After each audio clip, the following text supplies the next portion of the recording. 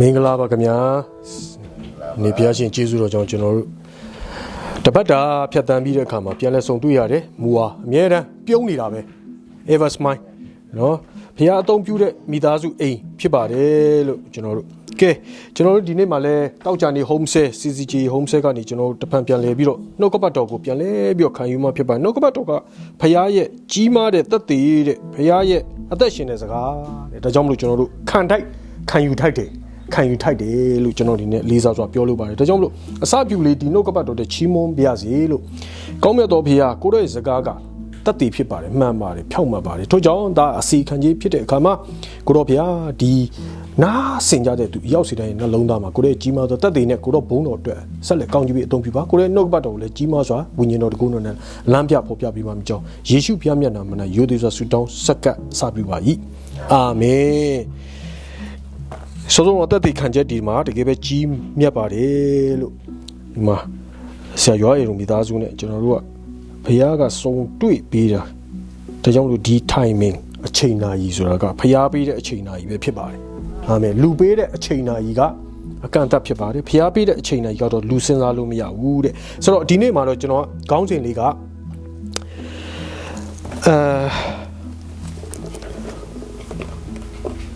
A house of prayer for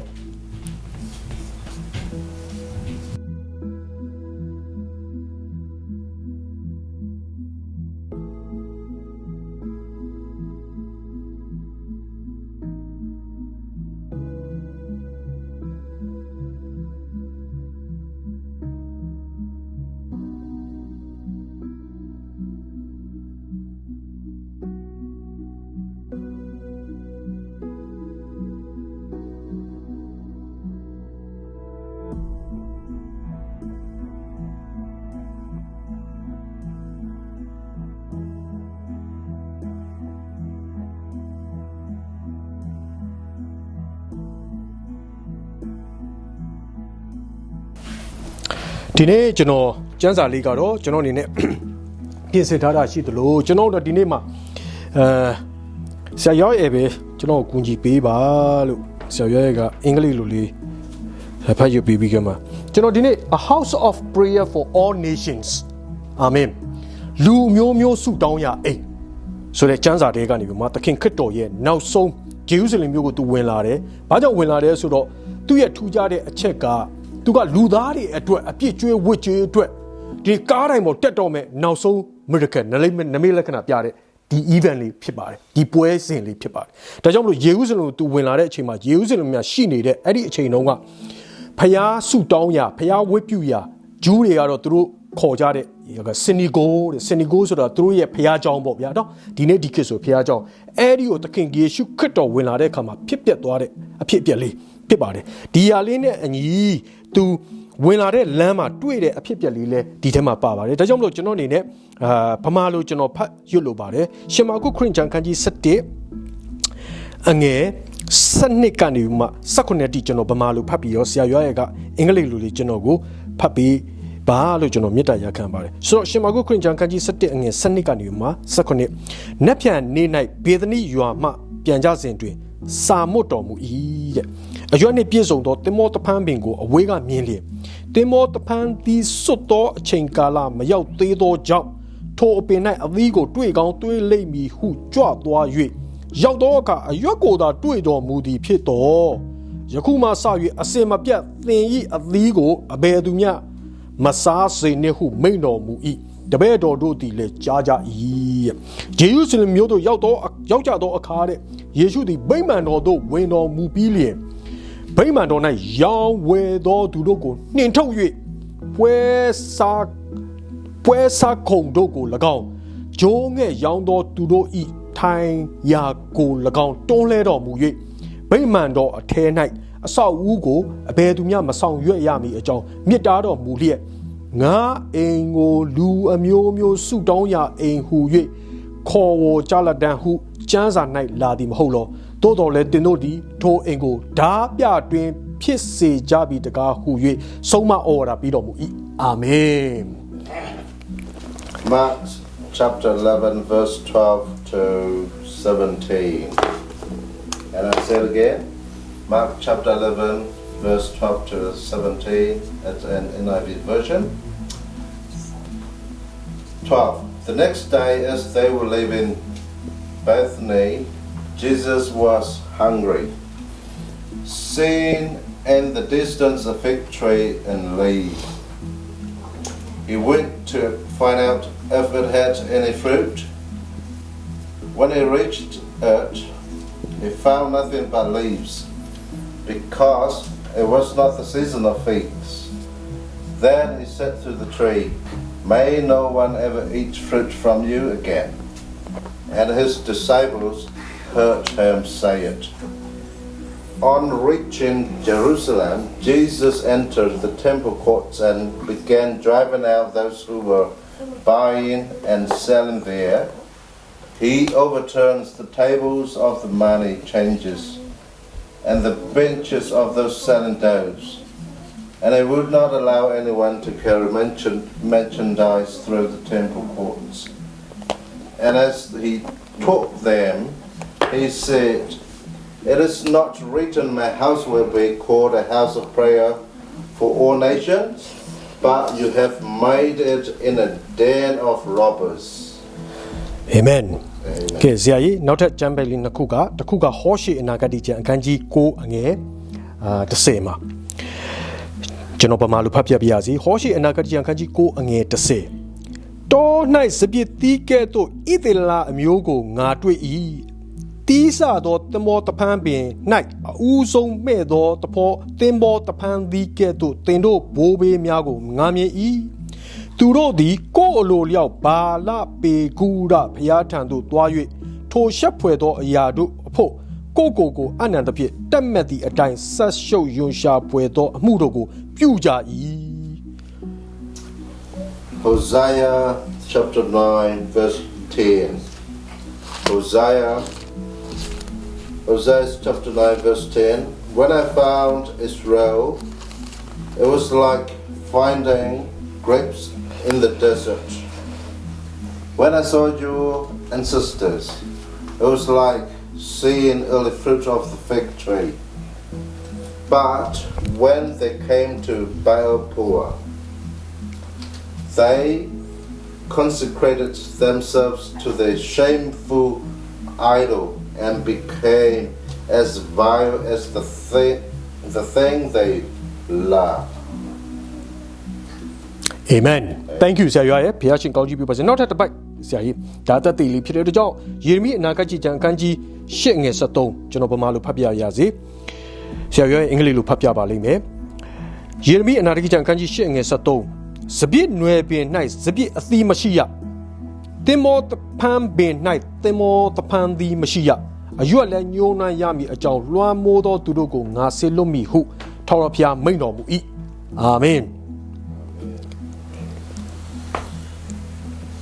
Jeremiah chapter 8 verse 13. I will take away their harvest, declares the Lord. There will be no grapes on the vine, there will be no figs on the tree, and their leaves will wither. What I have given them will be taken from them. Amen. ဆိုတော့ကကျွန်တော်တို့ဒီအဖြစ်ပြက်လေးကစောစောကသခင်ခရစ်တော်ရဲ့ကျွန်တော်တို့အတွက်ပေးဆက်မဲ့အချိန်ခါဖြစ်ပါတယ်ဆိုတော့ဂျေရုဆလင်မြို့ကိုသူ့ရဲ့ဆုတောင်းရအိမ်တဲ့ပြောမဆိုကျွန်တော်တို့စောကဆရာရွားကြီးလည်းပြောသွားတယ်ဗိမ္မာန်တော်ဒီနေ့ဒီခေတ်ဆိုလို့ယုံကြည်သူတွေရဲ့ဗိမ္မာန်တော်ကျွန်တော်တို့ရဲ့နှလုံးသားကျွန်တော်တို့ရဲ့အိမ်ဆိုဖျားကြောင်းတနည်းအားဖြင့်ပြောလို့ရတယ်ကျွန်တော်တို့နေထိုင်ရာဖျားရဲ့သားသမီးတွေနေထိုင်ရာအိမ်ဒီနေ့ဒီခေတ်မှာဆိုလို့ရှင်တော့ကျွန်တော်တို့ဒီလိုပြောလို့ရပါဒါကြောင့်မလို့သခင်ခရစ်တော်ကဂျေရုဆလင်မြို့ရဲ့သူ့ရဲ့ဖျားဝတ်ပြုရာအိမ်ဆုတောင်းရာအိမ်ဒီနေ့ဆိုလို့ရှိရင်ကျွန်တော် church ဖျားရဲ့ကျောင်းသူဝင်လာတဲ့အခါမှာသူကဘာကိုယူထားလဲဆိုတော့သူ့လူအမျိုးမျိုးဆုတောင်းရာအိမ်ဆိုတော့ဒီအဖြစ်ပြက်လေးကိုဒီနေ့တင်မောတဖန်ပင်သူအဲ့ဒီလမ်းကြီးကိုလာတဲ့အခါမှာတင်မောတဖန်ပင်ကိုတွေ့လိုက်တဲ့အခါမှာ तू ကစာလောင်တယ်စာလောင်ပြီးတော့ तू ကကြည့်လိုက်တယ်တင်မောတဖန်ဒီများရှိမလားဒါလေးစားခြင်းနေပေါ့နော်ဆိုတော့ကျွန်တော်စောစောပြောသလိုလူရဲ့ physically သူစာငတ်မှုကိုပြတယ်လူတရားရာခိုင်လုံးဖြစ်တယ်ဆိုတဲ့အကြောင်းပြဆိုတော့တွားကြည့်လိုက်တဲ့ခါမှာအဲ့ဒီအချိန်မရောက်သေးလို့တဲ့ ဆိုတော့ကျွန်တော်ကိုလည်းတယောက်မေးဘူးတယ်ဒီဟာကအဲ့ဒီအချိန်သိရမယ့်အချိန်မရောက်သေးလို့လားမသိရမယ့်အချိန်ရောက်သေးလို့လားတဲ့ဆိုတော့မေးဘူးတဲ့အခါမှာကျွန်တော်လည်းဟိုလွန်ခဲ့တဲ့နေ့တွေတော့တေးသေးချာချာကျွန်တော်သိပြီးတော့တေးချာမလေ့လာရသေးအတွက်ကြောင့်ဖြေရတာနည်းနည်းခက်တယ်လို့စမ်းစာနဲ့နေတယ်ဆိုတော့တကယ်ပဲသင်္ဘောတပန်းသီးကျွန်တော်ဒီမှာဆိုလို့ရှိရင်ထားလိုက်ပါတော့တရက်သီးတဲ့အချိန်ပန်းသီးတဲ့အချိန်အဲ့လိုအချိန်ကြောင်းလားပေါ့နော်ဆိုတော့ဒါကလူရဲ့ mindset လူရဲ့ idea လူရဲ့ thinking ဒါနဲ့ဒီစမ်းစာမှာကျွန်တော်ဒီနေ့ commentary နဲ့ဒီຢာတွေကိုကျွန်တော်ကြည့်လေ့လာခွင့်လေးရတဲ့အခါမှာတွားတွေ့တဲ့အခါမှာကျေးဇူးတော်ကြောင့်ပဲကျွန်တော်ရိုးရိုးရှင်းရှင်းလေးတွားတွေ့ရတဲ့အခါမှာ that victory ဒီနေ့သင်္ဘောတပန်းမျိုးကိုချိန်လိုက်ဆိုတော့စောစောက prophet Jeremiah prophet Hosea တို့ကဒီဣသရေလလူမျိုးကိုဖျားကဆေလွတ်ပြီးတော့မင်းအဲ့လူမျိုးကိုသွားပြော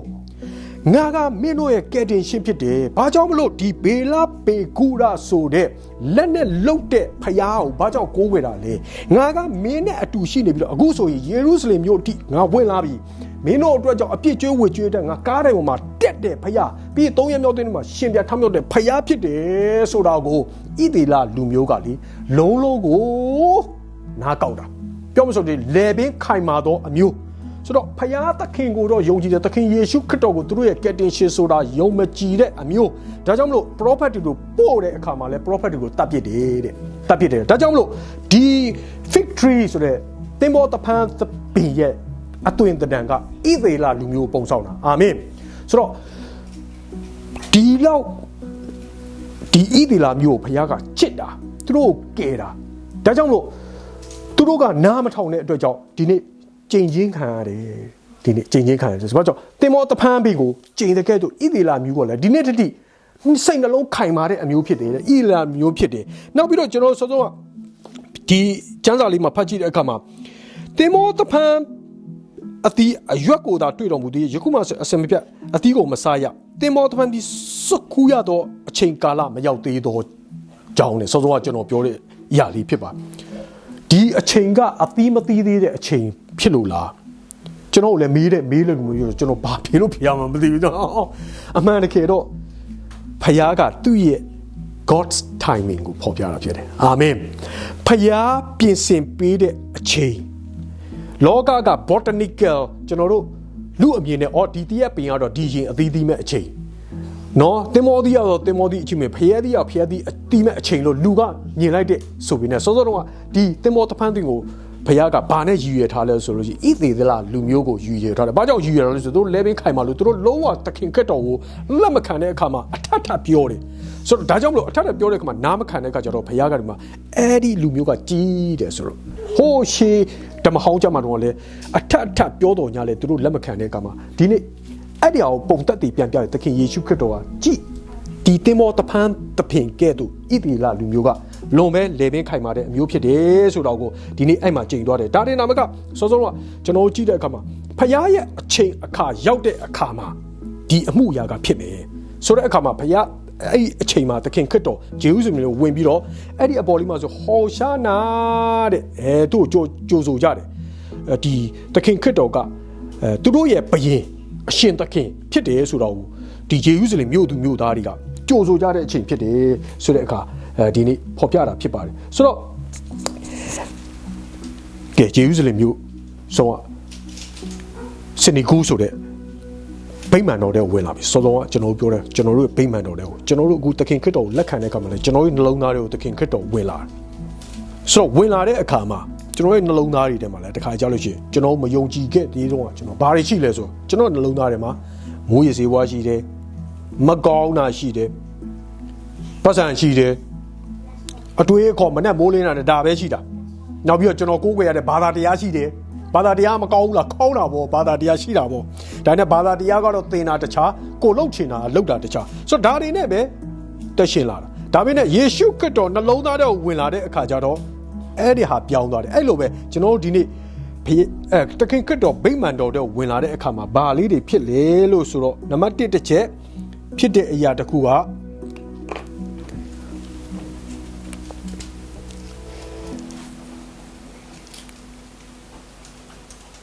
ရောင်းဝယ်ဖောက်ကားတယ်ရောင်းဝယ်ဖောက်ကားတယ်ဆိုတဲ့အခါကျတော့သခင်ခရစ်တော်ကသူ့ရဲ့ဗိမာန်တော်ကို သူဝင်လာတဲ့ခါမှာကျွန်တော်တို့အားလုံးကျွန်တော်တဲတော်ပုံစံလဲကျွန်တော်တို့တွေ့ဘူးတယ်ကျွန်တော်တို့ဒီနေ့ဖျားเจ้าဝင်းတွေလဲကျွန်တော်တို့ရောက်ဘူးတယ်ဗုဒ္ဓဘာသာဖျားเจ้าဝင်းပဲဖြစ်ဖြစ်ခရိယန်ဖျားเจ้าဝင်းပဲဖြစ်အဲ့ဒီအချိန်တော့တဲတော်ပဲဖြစ်ဖြစ်ဗိမာန်တော်ပဲဝင်လာလို့ရှိရင်သူတို့ courtyard ဆိုတဲ့နေရာကိုဝင်လာလို့ရှိရင်ပြောမစို့အပြင်ဝင်းရံအတွင်းထဲကိုဝင်လာတဲ့အခါမှာအဲ့ဒီအချိန်တုန်းကယောမတွေအဲ့ဒီဂျေရုဆလင်မြို့ကိုအုပ်ဆိုးတဲ့အချိန်ကျွန်တော်တို့သိတဲ့ဒါပေမဲ့ဟေရုဘယင်းတွေသူတို့တွေအုပ်ဆိုးတဲ့အချိန်မှာသူတို့ကဒီ courtyard တွေကိုခန်းခန်းနားနားတိဆောက်တာ Roman architecture ပေါ့နော် Rome ယောမတွေရဲ့အနုပညာတွေနဲ့ကျွန်တော်တို့တခါတည်းလက်ရုပ်ရှင်တွေထဲမှာတွေ့ဘူးမှာပဲဒီယောမတွေခန်းခန်းနားဆောက်ထားတဲ့ပုံစံတဲ့အဲ့ဒီနေရာကိုတပားအမျိုးသားလူမျိုးအဲ့ဒီနေရာမှာဝင်လို့ရတဲ့အကန့်အသတ်ပဲဝင်လို့ရတယ်တခြားနေရာဝင်လို့မရဘူးဆိုတော့အဲ့ဒီလိုကန့်သတ်ထားတဲ့နေရာဖြစ်တယ်အဲ့လိုကန့်သတ်ထားတဲ့အခါမှာဒီနေ့သခင်ခရစ်တော်ကစောစောကကျွန်တော်ခေါင်းစဉ်ထဲမှာရှိတယ်လူအမျိုးမျိုးဆုတောင်းရအိမ်ဆိုတော့အဲ့ဒီအခြားတစ်ပါးသောလူမျိုးဝင်လို့မရဘူးအဲ့လိုနေရာမျိုးကိုဒီနေ့ဂျူးလူမျိုးတွေယောမလူမျိုးတွေဒီနေ့အမျိုးမျိုးကန့်သတ်ထားတဲ့အခါမှာသခင်ခရစ်တော်ကတော့သူတို့ကလူအမျိုးမျိုးဆုတောင်းရအိမ်ဆိုဝင်ရမှာဆိုတဲ့အဲ့ဒီကုံရောင်းကုံဝယ်လုပ်တဲ့သူတွေပြောမစို့ပါရီရှဲရဲ့သဘောတဘာဝတော့သူကဘာသာရေးပညာရှင်ကျွန်တော်ကျမ်းစာထဲမှာလည်းတွေ့တယ်ပါရီရှဲကတဲ့ရှင်ပြထမြောက်ခြင်းကိုလည်းယုံတယ်ဝိညာဉ်တော်ကိုလည်းယုံတယ်ဒါနဲ့ဇတ်တုတ်ခဲကြတော့ကွာသွားတယ်ဇတ်တုတ်ခဲကြတော့ဝိညာဉ်တော်ရှိတာလည်းမယုံဘူးရှင်ပြထမြောက်ခြင်းလည်းမရှိဘူးလို့သူတို့ယုံတယ်သူတို့ပါရီရှဲနဲ့ဇတ်တုတ်ခဲနှစ်ယောက်ပေါင်းပြီးတော့ယောမအင်ပါယာနဲ့အဲ့ဒီအချိန်တုန်းကဂျေရုဆလင်မြို့မှာသူတို့တွေကဘာသာရေးအကြီးအကဲအုပ်စိုးတဲ့သူတွေရှိနေတဲ့အချိန်မှာသူတို့ကပြောမယ်ဆိုလို့ရှိရင်နေရာရတဲ့သူတွေဖြစ်တယ်အဲ့ဒီဖျားเจ้าတွေမှာသူတို့နေရာယူထားတဲ့အချိန်ဖြစ်တယ်ဆိုတော့တအုပ်စုကပါရီရှဲအုပ်စုကတော့ဂျန်တက် the law maker သူတို့ကရှင်ပြထမြောက်ခြင်းကိုလည်းယုံတယ်ဝိညာဉ်တော်ကိုလည်းယုံတယ်ဝိညာဉ်တော်ရှိတယ်ဆိုတော့ယုံတယ်ဇတ်တုတ်ခဲကြတော့သူက political ကဏ္ဍသူတို့ကယောမအင်ပါယာအထက်အကြီးအကဲတွေနဲ့တော့ပေါင်းစည်းပြီးတော့သူတို့ကဘာသာရေးလည်းနည်းနည်းပါးပါးယုံကြည်တယ်ဒါပေမဲ့သူတို့ကအဓိက financial political ကိုသူတို့ကဦးစားပေးပြီးအဲ့ဒီနှစ်ယောက်ပေါင်းပြီးလုပ်တော့ပြောင်းဆန်အောင်ပေါ့အဲ့ဒီဖျားเจ้าတွေကတော့အဲ့တော့ဒီနေ့ဒီခေတ်မှာလဲကျွန်တော်တို့ဒီနေ့ဖျားเจ้าပဲဖြစ်ဖြစ်ကျွန်တော်တို့ရဲ့နှလုံးသားဖြစ်ဖြစ်ကျွန်တော်တို့နေရာအိမ်အတွက်ဖြစ်ကျွန်တော်ပြန်ပြီးတော့ focus လုပ်ကြည့်လိုက်လို့ရှင်လဲနေ့သခင်ခရစ်တော်ကဂျေရုဆလင်မြို့ကသူ့ရဲ့တဲတော်အိမ်ကိုဝင်လာတယ်ဆုတောင်းရအိမ်ကိုမြို့ဝင်လာဆိုတော့အဲ့ဒီပါရီရှဲတွေဇတ်တုတ်ခဲတွေဆိုတော့ဟေရိုဒီယေသူတို့အဲ့ဒီအချိန်တော့သူတို့ကအဲ့ဒီ temple တွေတော့နာမည်နဲ့ရှိတယ်ဟေရိုရဲ့ temple ဟေရိုဆောက်ခဲ့တဲ့ temple ကျွန်တော်တို့ဒီနေ့ဆိုလို့လေကျွန်တော်တို့ဗုဒ္ဓဘာသာတော်ကလည်းဘုန်းကြီးเจ้าနာမည်တက်တယ်လေဒီသူဆောက်ခဲ့တဲ့သူကပီးနဲ့ဆိုတော့သူတို့ရဲ့နာမည်အဲ့ဒီဆိုတော့ပြောတဲ့အတိုင်းသူတို့တွေဆောက်ခဲ့တယ်မှာခန်းခန်းနားဆောက်ခဲ့တဲ့အခါတော့ဒီနေ့ဒီခေတ်လည်းဖြစ်တတ်တာပေါ့နော်ဘလို့ဖြစ်လဲဆိုတော့အခြားတစ်ပါးသောသူမျိုးရက်ရမယ့်နေရာဝင်ရမယ့်နေရာဒီအခန်းကနေကြော်သွားရင်အခြားတစ်ပါးသောလူမျိုးဝင်လို့မရဘူးဆိုတော့စောစောတော့ပါရီချက်ဇတ်တုတ်ခဲဒီအထက်ပညာရှင်တွေသူတို့တွေရဲ့ကန့်သတ်ထားတဲ့အရာပြီးတဲ့အခါမှာတဲ့အဲ့ဒီကျမ်းလေးကိုထပ်ဖတ်တဲ့ကမှလည်းဗိမာန်တော်ရောင်းဝယ်သောသူတို့စောစောပြောမှဆိုလို့ရှိရင်ကုံရောင်းကိုယ်ရလောက်ကြတဲ့သူတွေပြီးတဲ့အခါမှာဂျိုးငှက်ကျွန်တော်တို့ကျမ်းစာထဲမှာဂျိုးငှက်ဆိုလို့ရှိရင်တန်ရှင်သောဝိညာဉ်တော်ပုံဆောင်တယ်ကျွန်တော်တို့အမျိုးမျိုးเนาะဓမ္မဟောင်းကျမ်းမှာဆိုလဲဂျိုးကလေးနှစ်ကောင်ခိုကလေးနှစ်ကောင်အပြစ်ဖြေရာအတွက်ဆိုပြီးတော့ကျွန်တော်ဒီနေ့ဂျစ်ပရောဟိတံကိုယူလာရတယ်အပြစ်အတွက်ဖြေခိုင်းတာဆိုတော့အဲ့ဒီဂျိုးကလေးတွေကိုရောင်းဝယ်နေကြတယ်အဲ့ဒီမှာထူးခြားတဲ့တစ်ချက်ကကျွန်တော်တို့သိုးတို့နွားတို့လည်းဓမ္မဟောင်းကျမ်းမှာတော့ကအပြစ်ဖြေရဖို့ယူလာတယ်ခိုကလေးတွေဂျိုးကလေးတွေလည်းအပြစ်ဖြေရဖို့ယူလာတယ်ဒါပေမဲ့တခုထူးခြားတဲ့တစ်ချက်ကဒီမှာဂျိုးရောင်းဝင်တဲ့သူတွေကတဲ့အဲ့ဒီခေတ်တုန်းကသိုးလမ်ပေါ့နော်သိုးကဈေးကြီးတယ်လीဒီနေ့ဒီခေတ်ဆိုလေသိုးနဲ့ဂျိုးနဲ့ဆိုဘယ်ဟာပိုဈေးကြီးမလဲ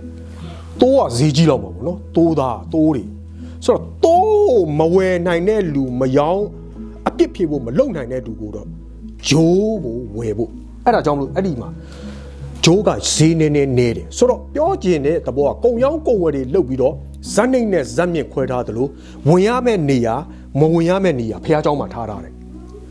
ဂျူးလူမျိုးတွေယောမလူမျိုးတွေဝင်ဖះရှိခိုးရမယ့်နေရာပါရီရှဲတွေယစ်ပရောဟိတ်တွေဝင်ရမယ့်နေရာရှိသလိုခော့ရက်မှာမတ်တက်ရက်ပြီး ဂျန်ထိုင်ဆိုတာကအခြားတစ်ပါးသောလူမျိုး worship လုပ်လို့မရဘူးသူကအကန့်အသတ်ကထားတယ်ဆုတောင်းလို့မရဘူးဒါကြောင့်မလို့သခင်ခရစ်တော်ကဝင်လာတဲ့အခါမှာဒီစောစောကသူ့ရဲ့အတွေးခေါ်ပညာကဖခင်ရဲ့အတွေးခေါ်ပညာကျွန်တော်လူညံမမီဘူးဆိုတာကိုကျွန်တော်ဒီမှာဖော်ပြတာဖြစ်တယ်ဒါကြောင့်မလို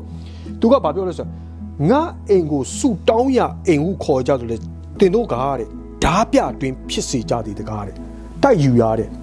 ဆိုတော့ဓမ္မဟောင်းကျမ်းမှာလဲလေဝိလူမျိုးကအသက်20ပြည့်တဲ့လေဝိလူမျိုးကသူကယေဘရဟိလူမျိုးလေသူကခွက်ခန့်ထားတာလေဝိလူမျိုးကိုခွက်ခန့်ထားဆိုလို့ရှိရင်အဲ့ဒီလူမျိုးတွေကိုသူကဒီနေ့ဒီခေတ်ဆိုလို့ရှိရင်တော့ဝေချက်ရှိတယ်ပေါ့လာကလူမျိုးအဲ့ဒီသူတို့ရဲ့ရလာတဲ့ငွေတွေနဲ့အပြစ်ဖြေရဖះเจ้าကိုယူလာရတယ်မဖြစ်မနေပေးရတယ်အဲ့ဒီတည်းမှာမပေးစရာလိုတဲ့လူကမုတ်ဆိုးမအခြားတစ်ပါးသောလူမျိုးရှမာရိသူတို့တော့သူတို့သုံးခုကတော့ပေးစရာမလိုဘူးဒါပေမဲ့ဂျူးလူမျိုးမှန်လို့ရှိရင်ယောက်ျားအဲ့ကြောင့်လေဂျူးလူမျိုးကသူကအကန့်အသတ်ရှိတယ်မြင့်မြတ်တဲ့လူတွေမှာသူတို့အမြဲတမ်းယောက်ျားလေးကိုသူတို့ဦးစားပေးထားတယ်ဒီလိုပြောလို့လေဒီနေ့ကျွန်တော်တို့ကျမ်းစာကိုကြည့်လိုက်တဲ့အခါမှာ the man of God ဆိုလို့ရှိရင် main ကလေးပါပါတယ်ဒါပေမဲ့သူတို့ကဒီခိတ်ကရည်ရွယ်ချက်ထားပြီးပြောတာယောက်ျားလေးကိုဦးစားပေးပြောတယ်တို့ကြောင့်မလို့အဲ့ဒီဂျူးလူမျိုးမှန်လို့ရှိရင်အဲ့ဖះเจ้าကိုလာတဲ့လူမျိုးမှန်လို့ရှိရင်အလှငွေမထက်မှဖြစ်နေအစောကလေဝီသားကိုထည့်ရမယ်လို့ကဂျူးယောက်ျားလေးတွေထဲ့ကိုထည့်ရတယ်သူတို့ထည့်တော့လေကိုမိသားစုပါပြီပေါ့အကုန်လုံးသူတို့က represent ဖြစ်တာပေါ့သူတို့ကနေပြီးမှကိုစားပြုထည့်ပြီဆိုတော့တဘောကသူတို့ကယောက်ျားလေးကိုဦးစားတအားပေးတယ်ဆိုတော့ဂျူးလူမျိုးတွေကမပြစ်မနေထည့်ရတယ်ဆိုတော့အဲ့ဒီဟာကိုကျွန်တော်ဒီနေ့ဘာကိုဖော်ပြခြင်းလဲဆိုတော့ဒီဣသေလလူမျိုးကဖျားရဲ့လူမျိုးရွေးကောက်တဲ့လူမျိုးဒါပေမဲ့သူ့ကိုငင်းပယ်တဲ့လူမျိုးအထထပြောတော်ညာလဲလေပင်ခိုင်ပါတယ်ဒါကြောင့်လို့ fix ဆုံးကတင်မောတပန်းပင်ကဲသူတို့ကျင်းချင်းကိုခံရတယ်အဲ့ဒါဆိုင်းကိုပြတာဒီတော့သူ့ရဲ့ဗိမာန်တော်ကိုဝင်လာတဲ့အခါကျတော့လေဒီနေ့ဒူဣသေလမျိုးလူမျိုးသူ့ဖျားကိုကိုးကွယ်တယ်စင်နီဂေါဆိုတာဂျူးတွေပဲကိုးကွယ်တာဖျားသခင်ကိုကိုးကွယ်တာဒီနေ့ပြောမှဆိုလို့ချင်းခရိယန်လိုပဲပြောလို့ရတယ်ဖျားကိုပဲကိုးကွယ်တာဒါပေမဲ့သူတို့ဘယ်လိုကိုးကွယ်နေလဲဆိုတော့သူတို့ရဲ့အတွေးခေါ်ပညာနဲ့ကိုးကွယ်တယ်စောစောတော့ဒီနေရာကတမျိုးပြောမှဆိုဆင်းရဲတဲ့သူတွေဒီနေရာကဂျိုးလေးနဲ့ပဲအပြစ်ဖြေရောင်းနေတဲ့လူကဂျိုးမင်းကဂျိုးပဲပတ်စံကဒီနေ့ထားလိုက်ပါတော့$2ပဲတတ်နိုင်တယ်ဆိုလို့ချင်းဂျိုးပဲဝယ်ပြီးတော့ရစ်ပြူတိုးနဲ့ရစ်ပြူလို့နိုင်တဲ့လူကပတ်စံကြီးတော့တိုးဆိုတော့အစင်တန်းတွေတအားခွဲကြတာတွေ့ရတယ်နောက်ပြီးတော့သူတို့ရဲ့အရေးအချင်းတွေခွဲကြတာတော့တွေ့ရတဲ့အခါမှာသခင်ယေရှုခရစ်တော်ကတကယ်တမ်းတော့ဒေါသထွက်လိုက်တာမဟုတ်ဘူးသူ့လူမျိုးဆုတောင်းရအိမ်အာမင်ကျွန်တော်တို့အားလုံးအတွက်သခင်ခရစ်တော်ကဒီနေ့ဣသေလလူမျိုးတစ်မျိုးတည်းမဟုတ်တော့ဘူးဒီနေ့တကဘာသူကဘာသုံးအရောက်စီတိုင်းဗုဒ္ဓဘာသာခရစ်ယာန်မွတ်စလင်ဟိန္ဒူစနေဇမ်မြစ်ပညာရှိပညာတတ်အကုန်လုံးကိုမခွဲခြားတော့ဘဲနဲ့သခင်ခရစ်တော်ဝင်လာတဲ့အခါမှာဒီနေ့လူတွေကဖခင်เจ้าဘုန်းကြီးเจ้าခရစ်ယာန်เจ้าဟိန္ဒူเจ้าအဲ့เจ้าနဲ့မှာဘာလုပ်နေလဲအတန်နဲ့ limited လုပ်နေတာဒီနေ့အရေးကြီးတဲ့အချက်ပဲဒီ event ကဒီနေ့သခင်ခရစ်တော်ကားတယ်ကိုတက်လာမယ်လမ်းမှာဒီနေ့ကြီးမားတဲ့အဖြစ်အပျက်ကိုပြုသွားတဲ့အရာဖြစ်တယ်အာမင်ဒါကြောင့်မလို့ဒီနေ့ကျွန်တော်တို့ဒီနေ့ဆင်ခြင်ရတဲ့အချက်ကတော့ဒီနေ့ကျွန်တော်တို့ရဲ့အသက်တာမှာသခင်ခရစ်တော်ပေးတယ်စောစောကဆရာပြောရလည်းပြောသွားတယ်ကယ်တင်ခြင်းအရေးကြီးတယ်ကျွန်တော်တို့ရဲ့အသက်တာမှာကယ်တင်ခြင်းအရေးကြီးတယ်ဒီနေ့ကျွန်တော်တို့ရဲ့အသက်တာမှာစီးပွားရေးအရေးမကြီးဘူးလားစီးပွားရေးစားဖို့တောက်ဖို့အတွက်လိုအပ်တာပေါ့ဒါပေမဲ့ကယ်တင်ခြင်းပိုအရေးကြီးတယ်ကျွန်တော်တို့ရဲ့နိုင်ငံရေးအရေးမကြီးဘူးလားအရေးကြီးမှာပေါ့သူ့နေရာနဲ့သူအရေးကြီးမှာပေါ့ဒါပေမဲ့ expire date ရှိတယ်ဘာလို့ဆိုတော့4နှစ်တစ်ချိန်ပြောင်းသွားရတာပဲအစိုးရလေဆိုတော့ဘယ်အရာမဆို तू က limited အကန့်အသတ်ရှိတယ်ဒါပေမဲ့အကန့်အသတ်မရှိတဲ့တစ်ချက်ကတော့ဒီနေ့သခင်ခရစ်တော်ရဲ့ကယ်တင်ခြင်းတရားအဲ့ဒီကယ်တင်ခြင်းတရားကတော့ဒီနေ့ဣသေလလူမျိုးတွေမဟုတ်ဘူးဒီနေ့အခြားတစ်ပါးသောလူမျိုးအတွက်ပါဖြစ်လာတယ်ဒီနေ့အလုံးစုံအတွက်ဇန်နိဇန်မြင်အကုန်လုံးအတွက်ဖြစ်လာတယ်ဆိုတော့ဒီနေ့ဒီ a house of prayer for all nation amen ဖခင်ရဲ့အိမ်ကလူမျိုးပေါင်းစုံအကုန်လုံးအတွက်သူ welcome invitation လုပ်ထားတဲ့ဒီနေ့ကယ်တင်ခြင်းပေးရအိမ်ဖြစ်တယ်ဒီနေ့ကျွန်တော်တို့ရဲ့ဒီစောစောကကိုအစွမ်းကိုအစစောစောကဆိုလို့ရှိရင်ဒီဂျူးလူမျိုးပြီးလို့ရှိရင်ပါရီဇက်ဇတ်တုတ်ကဲပြီးလို့ရှိရင်ဒီနေ့ပြောမဆိုလို့ရှိရင်ပညာတတ်တဲ့သူတွေပေါ့နော်အဲ့ဒီခေတ်တုန်းကဆိုရင်ဂုံရှိတဲ့လူတွေဒီလူတွေကအဆအရာကကျတော့ငွေကြေးချမ်းသာတယ်အဆအရာကအဲ့ဒီအရာတွေရှိလာတဲ့အခါကျတော့ဒီနေ့ခရစ်တော်ကိုမေ့တော့ခရစ်တော်ရဲ့ကယ်တင်ခြင်းတရားကိုမေ့တော့ဘာသာရေးထုံးတမ်းစင်တာမှပဲသူတို့ဒီအတိုင်း process နဲ့ပဲတွားနေတဲ့အခါမှာနေ့သခင်ခရစ်တော်ကဒီနေ့ warning ပေးတာသူ့ရဲ့ဗိမာန်တော်ဝင်လာတဲ့ခါမှာသူကနေပြီးတတိပေးတာငါအိမ်သူနေမဲ့နေရာသူနဲ့ဆူတောင်းရအိမ်ဆောကကျွန်တော်ဆူတောင်းကြတဲ့နေရာမှာသူရှိတဲ့နေရာမှာအာမင်လူမျိုးပေါင်းစုံပြီးတဲ့အခါမှာအဲ့ဒီထဲမှာဖခင်ရဲ့လူ